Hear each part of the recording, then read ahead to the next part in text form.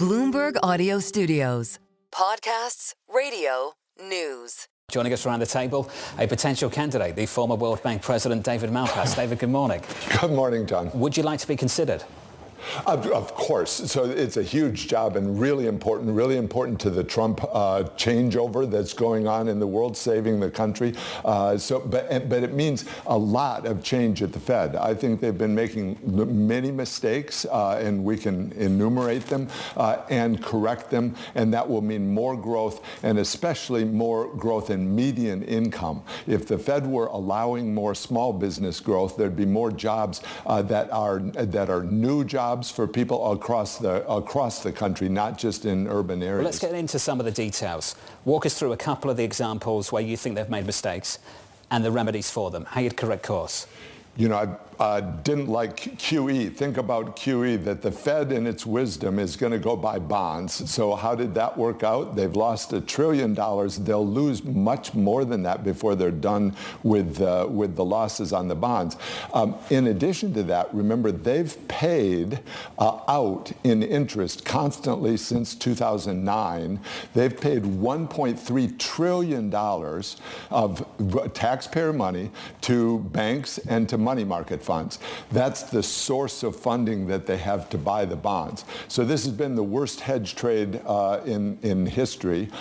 So that's a big mistake. It's also led to inflation because the Fed really allowed a merger of fiscal policy and central banking or monetary policy by buying bonds as the government was really jacking up the deficit. Well, you're out of the running already, because I have to say, isn't that exactly what the president would like to see?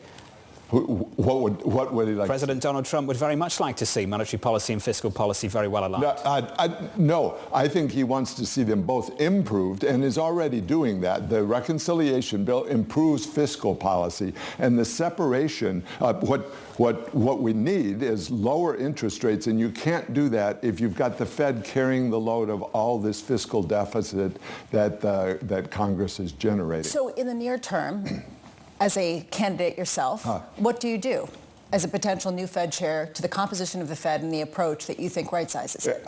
I think really important is people to see the flaws of the inflation targeting model. I've been writing about this literally since the 80s, that if you target inflation as your goal, it's backward looking and it doesn't comprehend all of the prices within the economy. It's just a flawed indicator, but that is the basis of how the Fed sets interest rates. So one of the things is you switch and you say the dual mandate is to have price stability. That's very different from CPI inflation, which wavers around and gives you false signals. That's what's happening right now. So you need lower interest rates because of the strength of the U.S. economy. I think that's something that I understand a lot from working all over the world and in Wall Street, in financial markets, that the U.S. is this giant power and people want to invest in the U.S.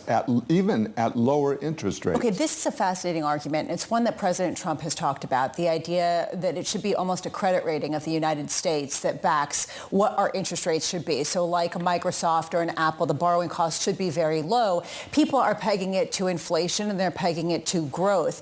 I'm just wondering, the market doesn't see it that way, right? We're not there yet. So at this point, how potentially perilous is this discussion at a time where the market associates lower interest rates with faster inflation and frankly higher borrowing costs for the United States? The market's inbred with the Fed, and so as long as the Fed is the sheriff of the land, the market is going to say, oh, we operate on that model. But as you change to a model that makes more sense, one that's based on the growth and credit of the U.S. has something to say about what the interest rates are that we should pay, that can be a smooth, safe transition. But it has to be explained. Markets adjust. Think of what's going on tariffs now. There was a giant panic that didn't materialize. realize the change in the Fed system is as big as the change that we need in the trading system, and it will work better for growth and especially better for the forgotten man. The median income has been doing very poorly over these maybe 20 years, and so if you have a system that's very focused on defending the dollar as the global reserve currency, and then people flooding into dollars, that's actually supportive of markets. Seconds left. Have you spoken to the president about the role?